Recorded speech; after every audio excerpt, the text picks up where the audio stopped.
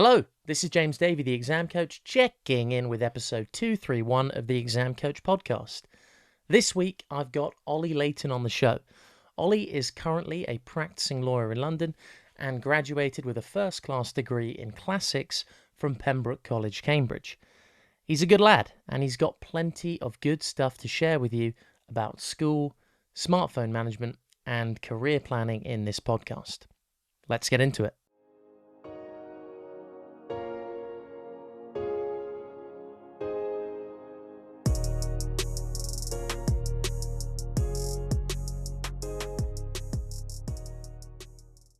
Hi, Ollie. How are you today?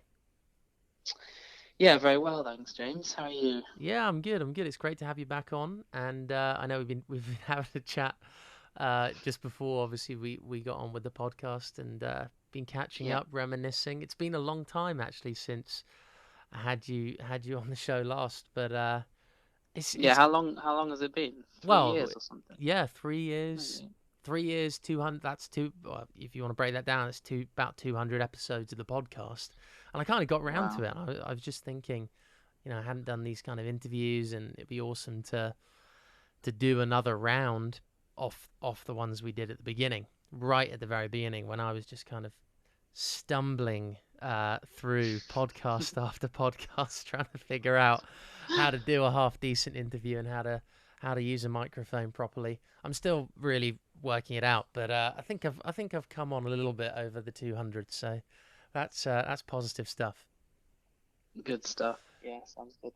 Sweet. So yeah, with all these, I suppose I've changed the format of the podcast a little bit over the time. And yeah, today obviously we're going to be talking a little bit about exams, a little bit about the smartphone, because I'm pretty Yeah. obsessed with it, and well, most people are, but I'm just especially obsessed on how you can use it in a way that's maybe just a little bit different from what everybody else is doing intuitively, to just try and get a little bit more value out of it in line with whatever you care about at the moment, kind of thing. And then Yeah. obviously career as well. So yeah, Okay. let's kick off with the classic that I always like to do to just set a bit of context. Obviously, I'm just getting my friends and people that I know on this podcast, but it's always great to set a Yeah. bit of context for everybody listening, just by describing in 3 words, what were you like at school?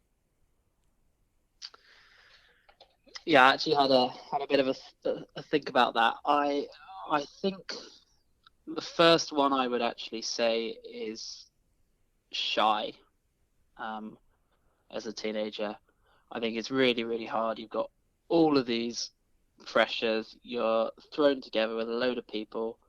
Um, and obviously you want sort of there's a way that you sort of try to conform. And I think my way of doing so was probably by not talking very much, sort of in lessons, sort of in big classrooms. If someone asked me a question, I didn't sort of tend to want to give the answer for fear of being sort of just called a bit of a nerd.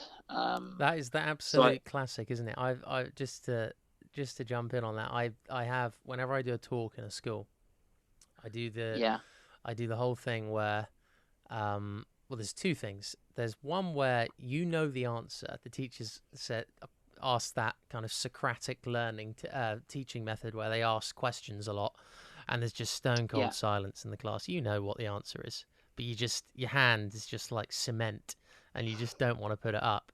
Or what you do yeah, is the teacher explains something to you. They say, "Do you understand what I've just explained?" You don't understand, but you nod anyway. That thing, and it happens the whole time, right? it There's really two does, different. and It's two you've different got to be things careful happening as there. well in the workplace Yeah, because that can also happen. yeah, But sorry, you were saying? yeah. It's two different things, I suppose. With the the first one is yeah, shyness, or like not wanting to be geeky, not wanting. For me, it was more not wanting to be seen as keen or try hard too much, and I suppose I got over that actually eventually. But I agree that that's a massive thing. And then the second thing, I suppose, is the fear of being seen as dumb or not understanding, right? Yeah. The second instance. But yeah, I just thought I would just say something there because I could definitely relate to that first one of not wanting to answer questions. Yeah, exactly. Um, And I think sort of the second one I would say is probably hardworking. Um, I think in a weird way, because of my shyness, in a strange way, I think I just sort of, and because I was quite quiet, um, I think I went to a school where a lot of people were very, very into sport. That was it was a huge thing, as you know, James, and maybe I wasn't, fifth 11 at school. I wasn't quite Lionel Messi. So I think what I did is I threw myself into my work as a way of sort of defining who I could be and sort of wanting to be the best I could be, really. Whether that worked or not, I don't know, but that's probably the second one. Hard working's two words. We can go for. Or do you want to lay on a third? Why not? A quick I'm third. being tight on the mark scheme here of what is three words. If we hyphenate hard working, it's technically kind of one, isn't it? Exactly. Well, Uh, you're not going to be happy with me because I'm going to hyphenate another one for you. ha Number ha. three. I'd say risk averse. Um, I think it comes back a little bit to what you said about when you're in a lesson and you don't want to be seen to be asking the stupid question and to being seen as dumb or a bit of an idiot or a bit slow, a bit behind it.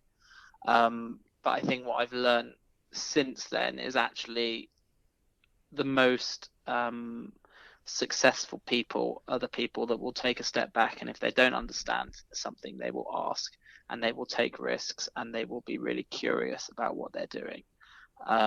And I think sort of again it ties into being shy a bit, but sort of that fear of being seen in a certain way really did sort of get in the way.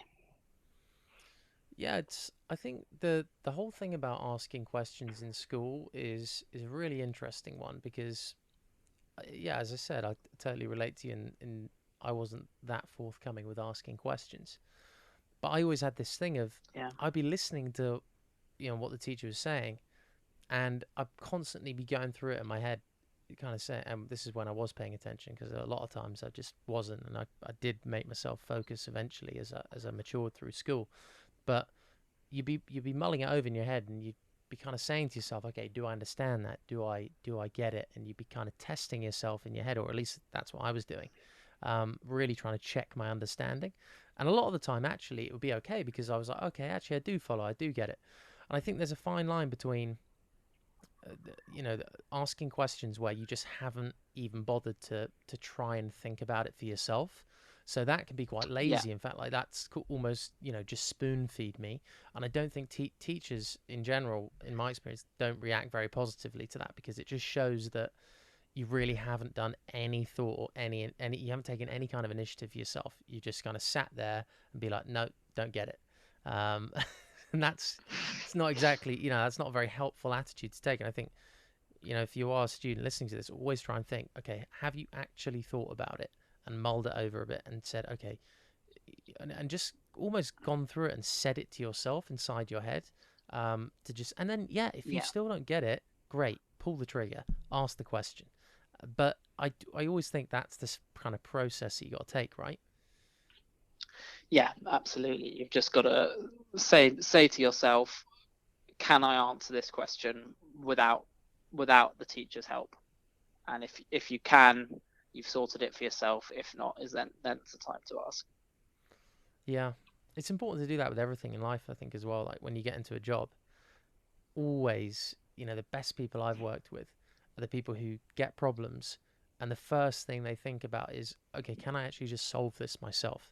Can I just Yeah, figure it out? And they're great because they the only problems they actually come to you with are big problems that actually need a lot of people to work on them. And the other thing is they come with you with a problem, but they also come with a load of solutions that they've thought up. And they said, well, I thought of this, I thought of that, and I thought of that. I'm not sure they're actually going to work because of this. And it kind of frames you up to come in with another idea on how to fix it. So yeah, just yeah, definitely agree with that. spitballing on questions and asking the right ones. Anyway, let's talk about exams because you went to Cambridge, right? So you know a thing or two about exams. I did. Still don't know how. You can't shake it off, mate. You can't shake it off. But look, let Yeah, me let me follow let me me. ask you this: with exams, what do you like? How important do you think they were in, helping you through your education and also shaping you and your skills that you have now? I think I start by saying they definitely are very important and are a very important part of education. But I think I would also, the second part of what I'll say is it really isn't all about exams as well. I absolutely think that sort of anyone listening, they really sort of working hard and doing the best you can do is really, really helpful. And I actually found exams were a really useful way of just framing my education, giving me something that will make me learn content, giving me something that will make me learn the skills of organization, of reading and condensing a lot of knowledge quite quickly, of coming up with my own arguments, and really sort of furthering what I was doing at school. Um, but equally, I would actually say as well, and I found this in the workplace a little bit more, um, and at university, is that exams, while they are important, they aren't everything as well. And actually, I think the people who are most successful and get the most out of life are people who have a balance and who have built up skills that learning for exams can't teach you as well. Absolutely, it is. It's a total balancing act, isn't it? It's realizing the value in them. But I also think in exams, people write them off as the knowledge within them not being useful. I think there are really strong arguments to say that it isn't actually that useful. I'm not going to remember some random fact that I did in geography about coastal drift or whatever that thing was that the sand moved up and down. I kind of longshore drift. That's it. I do remember it now, but it's not pivotal to my life. Nice thing to know, but it's not pivotal. And I think Yeah, that's where people get. You did classics at Cambridge, right? So how the arguments there for that being totally irrelevant is well, don't te- get me started. This technically is pretty time for another strong. podcast, Yeah, James. technically pretty strong. Like you're talking about dead languages, ancient Yeah, civilizations, but there's also plenty of arguments to say actually those are the building blocks of everything we know now.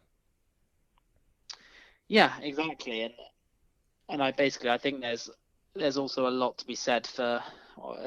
This might be segueing a bit onto university in your next stages, but doing something that you really, really want to do, because I think learning as something that you enjoy is a privilege, and it's actually something that's really, really valuable, because you learn to be curious about things, you learn to just look into things because you want to look into things, and because of that you learn to solve problems, and you learn to come up with arguments, and you learn to be organized, and you learn to really be dedicated to something and care about something.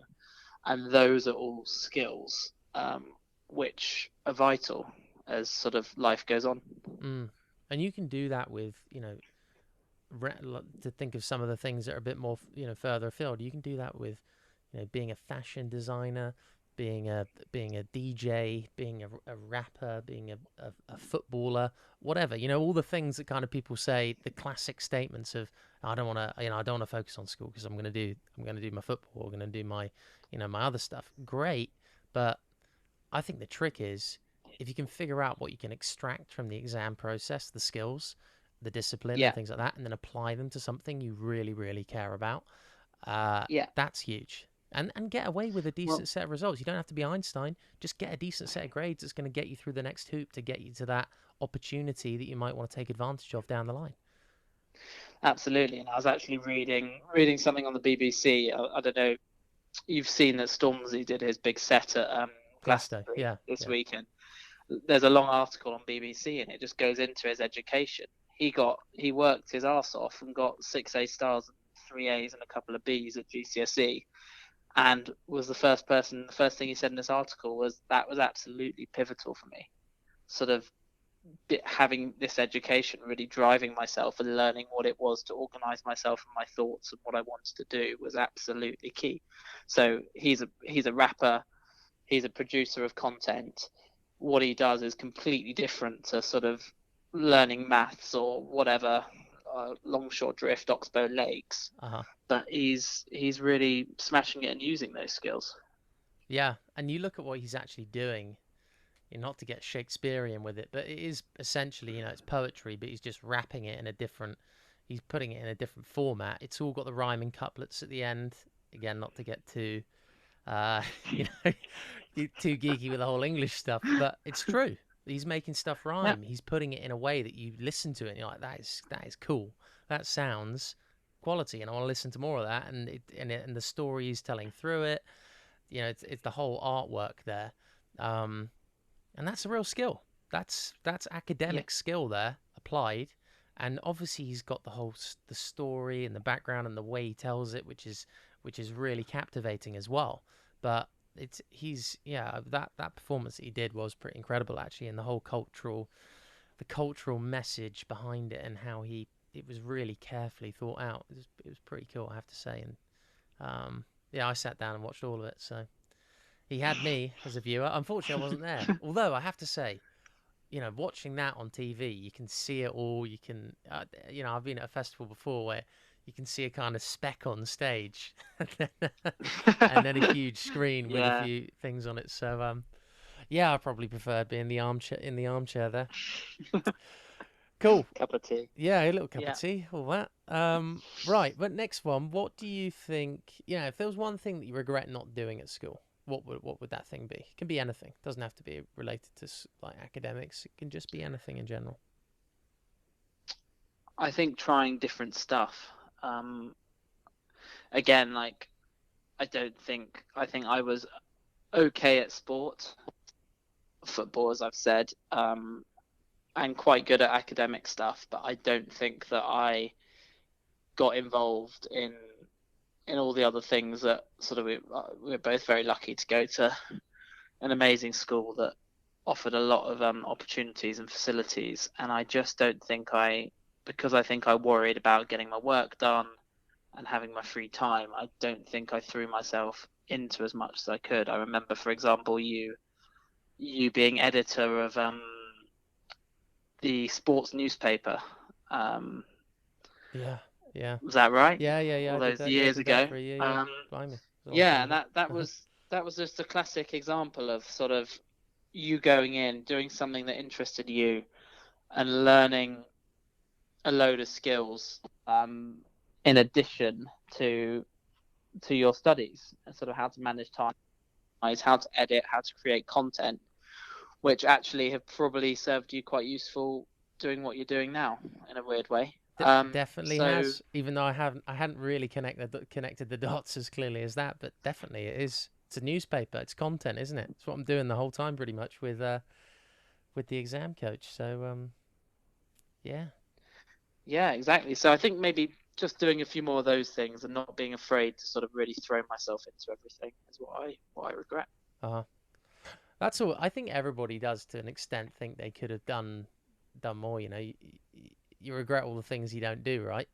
Not all those Yeah. things that you chuck yourself into. So, to anyone listening, just if there's an opportunity, if there's something that you're kind of thinking about doing, stop thinking, start doing. Just crack on and do it.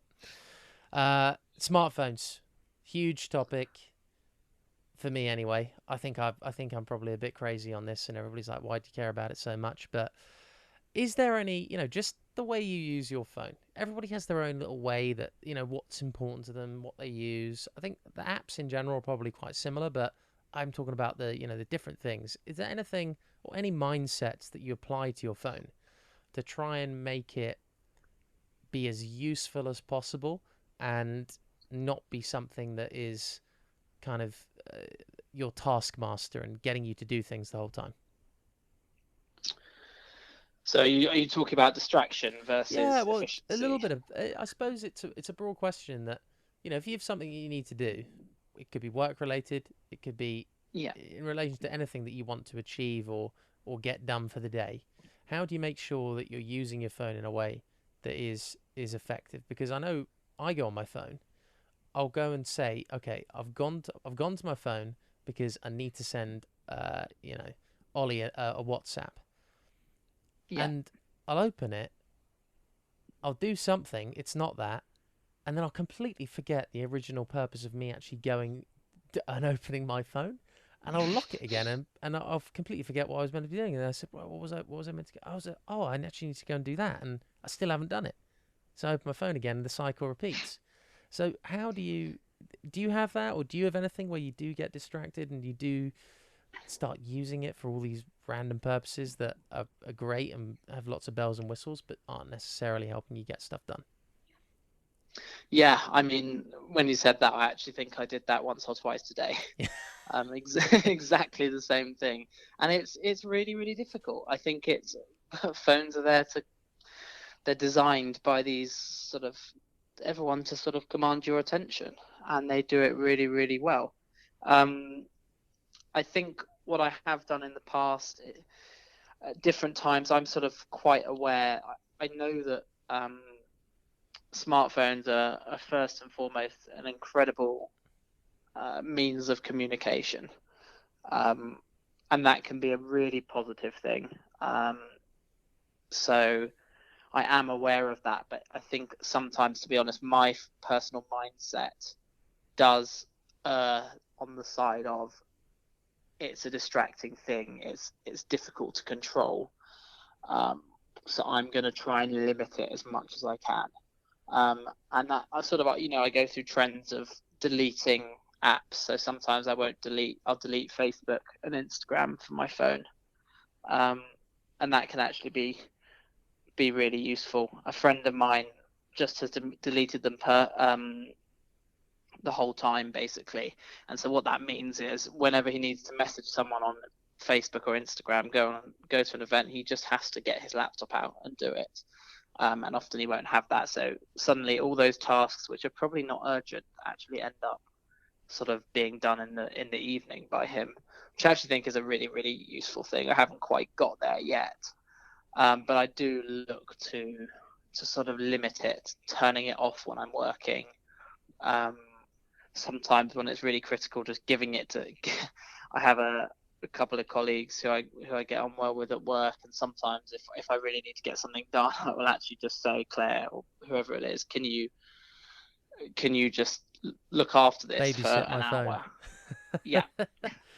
exactly. And it sounds ridiculous, um, but actually, then there are a lot less distractions. Mm. But I think everyone's relationship with their phones is very very different. Yeah. And But digging so into your mindset a bit more, do you think, what would you say to someone who has got that fear of missing out, or the idea that I always do it. For example, I'll pick up my phone when there's a task that's difficult and I don't want to do it, but I know I'd be really happy if I got it done. So it could be something like writing a big article. That's quite a challenging task. It's big, it's dense. You got to really sit down and focus. I will just yeah, use the phone as a crutch to. I'll just open it and just start doing random stuff. Not even just flicking away, just looking at random things, and it's just total procrastination. I know I'm doing it, just trying to avoid yeah. getting into that big task. Is there any mindsets or tricks that you use to encourage you to attack the big thing that you know you need to get done? It's probably going to feel quite good after as well, instead of do the procrastination and on your phone.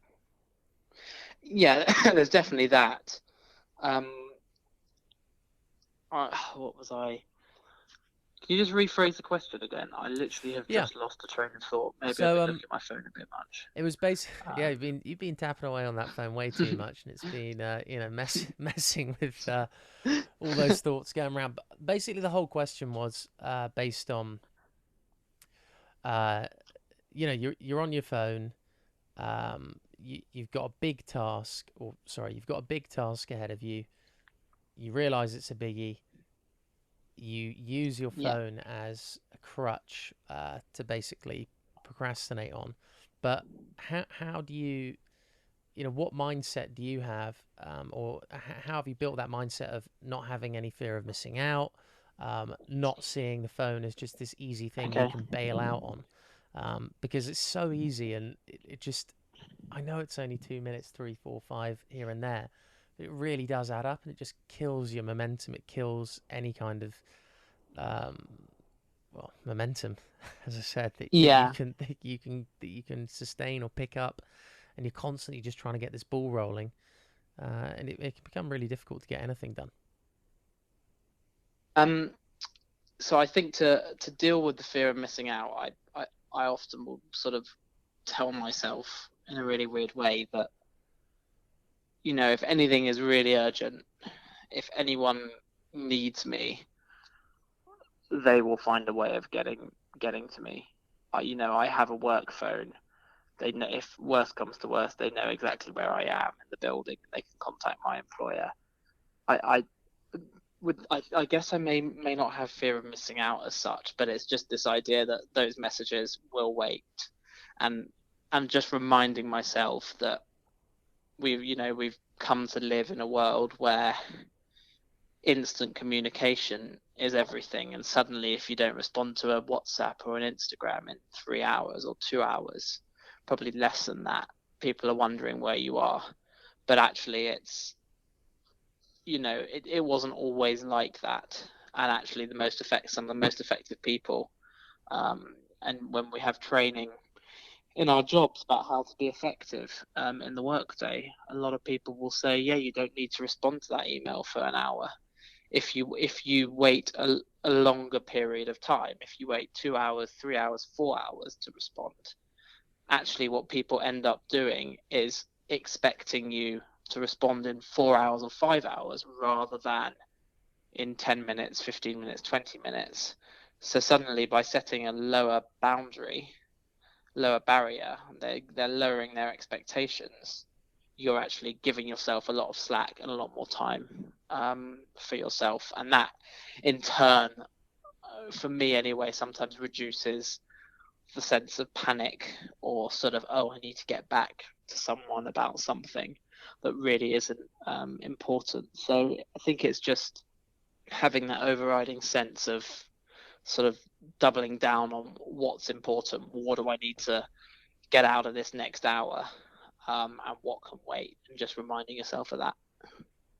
Yeah, I like that. I like setting the a new expectation for how responsive you are on your phone, because I can Yeah. definitely list out if you gave me a list of, I don't know, the five top people I communicate with on WhatsApp, I have a pretty good idea of how responsive they are as well. So, for example, a lot of them I know will just get back almost immediately, whereas some of them Yeah. will definitely, I have the expectation that they won't be in contact for at least 24 hours, because that's just not how they roll. They use their phone in a different way. They're less responsive, And that's and fine. that's fine, yeah. But I mean, who's winning there? Obviously, it depends what we're talking about as well, and how urgent the things are. Usually on WhatsApp, I'm just chatting a load of rubbish, but it's true. You set these new kind of guidelines for how you use your phone, and other people adapt to them. I don't think anybody's going to become bashing down your door saying, obviously work is different from social. I'm talking about social life here in general, but Yeah. yeah, that's an interesting play.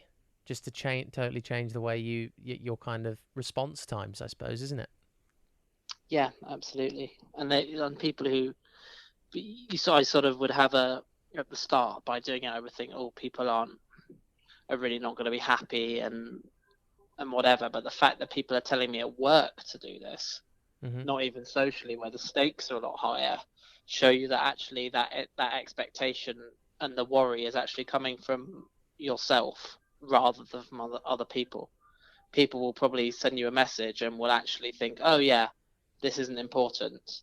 I wouldn't be surprised if he comes back in a day or two.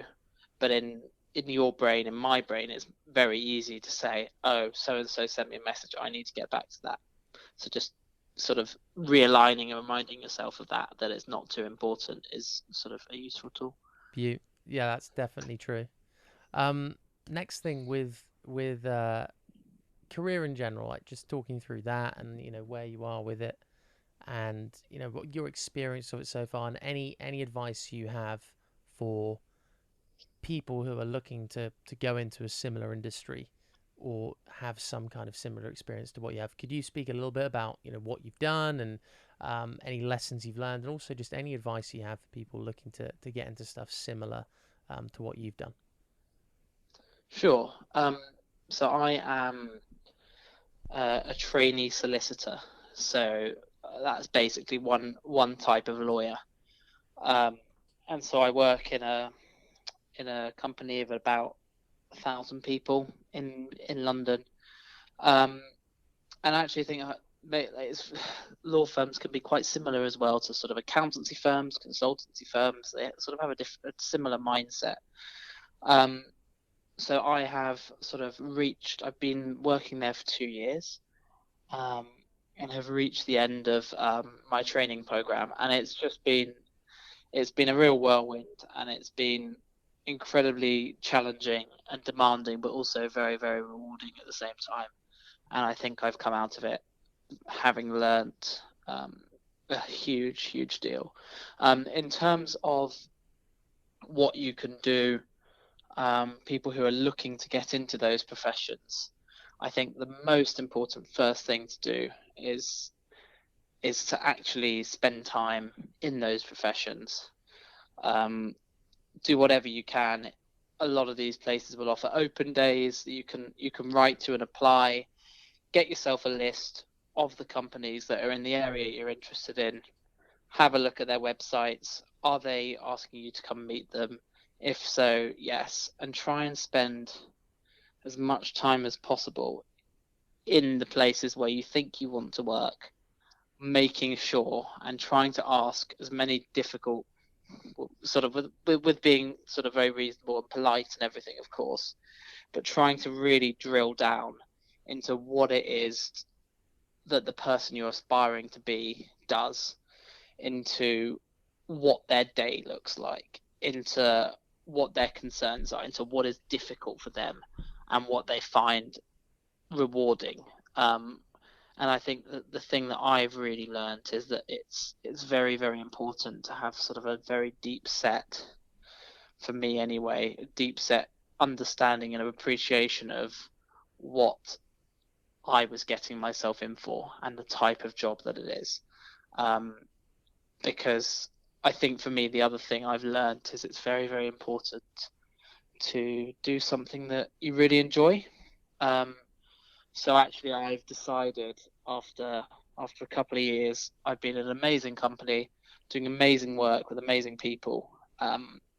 But I've actually decided that for various reasons, law isn't for me. I'm not passionate enough about it. It's not what excites me day to day. So I sort of decided to take a different path. I'm actually going to be a teacher, and I'm going to retrain. Um, but I think basically the world of work is a really interesting and amazing place, but it demands a lot of you, and to succeed, you really have to throw yourself into it and give yourself to it. And to succeed in that way, it makes life a lot easier if it's something that you enjoy, are good at, and are passionate about.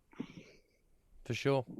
Yeah, I think what you said about trying to really drill down into what the job is like and what the day to day is like, because yeah, I mean, I did three work experience placements in law firms when I was 16. So I did them really young, and I couldn't do anything because you just can't, you can't give a 16. I was doing coffees, paper clips, and highlighting or something like that. But that was it.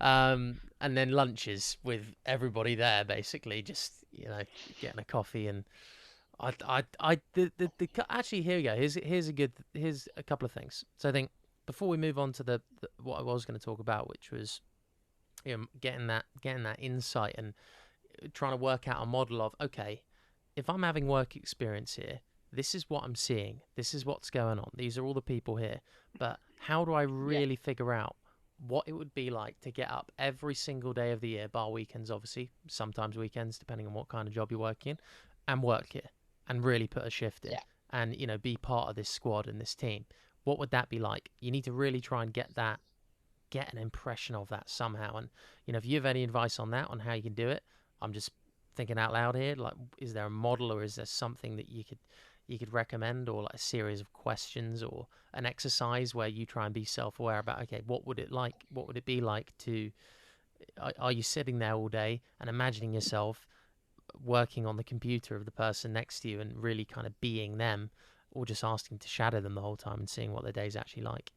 The other thing is, what would be a good opener uh, to a lawyer or solicitor, to almost get that initial in, get that coffee, or get that meeting? What would be a good line? How would you frame that up? So, for example, if you were on LinkedIn and you were looking to Yeah. DM someone, could you kind of paraphrase a message that you would send to someone in order to ask them for that initial meeting? Okay. So the first question, as I take it, um, was how do you frame your, if you're in somewhere and you've got an opportunity to either observe the workplace or to do some work experience, how do you get out what you want from it? Um, so how I would answer that is, I didn't do it. I did actually write myself a list of what I did and what I saw at the end of every day, and had emailed it to myself. And that was useful when it came to applying for things. But actually, in working out, I think it would be useful to come up with a list of questions that you want answered by the end of the week. Um, and those sorts of questions could range from, what are the tasks that the lawyers are actually doing? How many hours are they spending researching? How many hours are they spending writing letters? How many hours are they spending filing? Um, all of those things might be quite useful. Do I see stress in the workplace? What are they stressed about? Do I see passion? What make people light up? How many hours do people tend to work? What do they get excited about? Um, sort of, do people, on those more subtle, as well as sort of, okay, this is what a lawyer does, trying to pick up on those more subtle things about the environment that you're in. Sort of, is it an environment where you feel like the people working there seem positive and happy and empowered to do what they want to do, or is there a bit of a scare culture? Do people talk to each other? A lot of these things, I think, will inform whether it's something you want to do, and you can take those answers and fit it into, first of all, what you enjoy, and secondly, what you're good at, and see how well they match up with each other. Um, so I'd say that is the answer to the first one. Love it. Um, in terms of the second question, how would you get yourself an in? How would you frame something? That's a very difficult one. I would say, as far as you can, um, use your connections as much as you can, whichever connections you have. If you do have them, even if you look up, let's say you go to your school and you look up and there's an old school for old pupils society alumni, and you see that 7 years ago there was someone at your school who was a lawyer.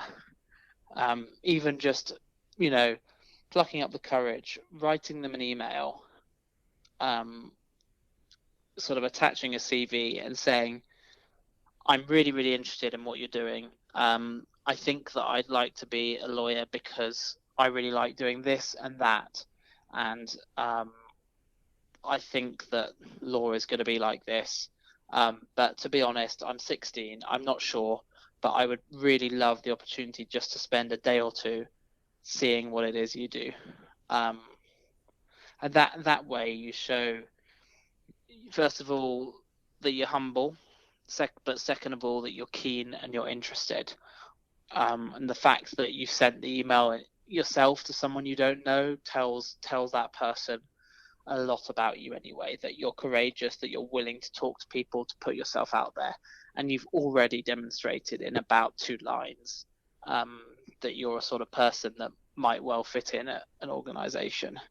So I'd say if you can do that, and if not, then try and build up whatever experience you can get. I know that my law firm actually really values whatever volunteering you do, but also whatever jobs you have.